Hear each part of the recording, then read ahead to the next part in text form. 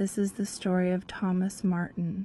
Thomas was a medical doctor who worked at the city hospital.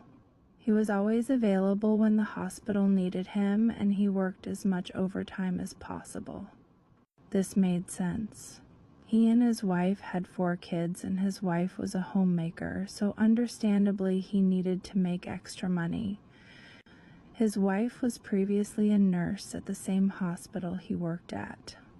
They met when she was fresh out of nursing school. She was majorly impressed with the doctor who would do anything for her attention. She stopped working a year into their marriage when she became pregnant. It worked out well for their family, but one evening Thomas and his wife had gone out for a date night.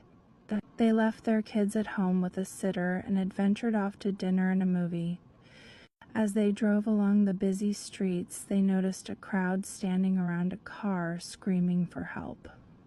Being in the medical field, both Thomas and his wife jumped out to see if they could help. They ran up to see a man lying on the ground.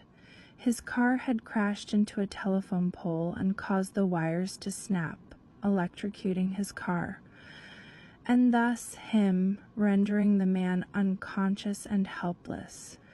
One of the bystanders recognized Thomas as a doctor he had seen in the ER. He shouted for him to help the man, and Thomas insisted he couldn't. He was met with anger from the crowd, but he was right. Touching someone who has just been electrocuted risks that you could be electrocuted as well. He didn't want to lose his life and leave his wife and children on their own. In his mind, the man was probably already dead, so there was no reason to end his life trying to help. When the police and fire department arrived, they declared the man dead and took witness statements. Thomas and his wife were too upset to continue their date, so they returned home and relieved the babysitter early. The next morning, there was a loud pounding at the door.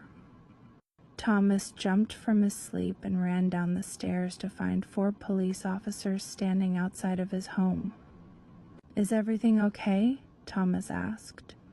He thought maybe something had happened to the babysitter on her drive home and became worried. "Are you Thomas Martin?" the officer asked. "Yes." Again, "Is everything okay?"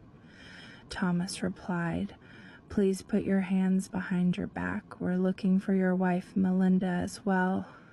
You are both under arrest for violating your Hippocratic oaths and allowing a man to suffer and pass away due to your medical neglect." "What?" Thomas shouted. At this point, Melinda was right behind him, also being pushed against the wall with her hands behind her back. They tried to get a full understanding of what was happening, but the officers only said they would explain when they got to the precinct. Upon arrival, Thomas recognized his former patient, the same man he saw in the crowd yesterday at the scene of the accident.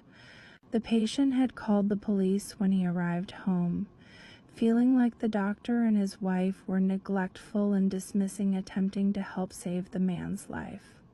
Melinda was released soon after arrest. Her nursing license had expired a few years ago, and she never renewed it, so by technicality, she is just a civilian. Thomas, on the other hand, was stuck. He was kept for an interview where he immediately asked for a lawyer. Even his lawyer was baffled. Thomas had nothing to do with the car crash nor the electrocution, so why is he being held accountable? However, the judge he was up against was very strict. He was considered a bully, and he always found a way to twist the word of the law in the court's favor and give defendants the maximum sentencing. Beyond a reason he could ever understand, Thomas was found guilty of medical neglect and allowing the man to die without trying to help.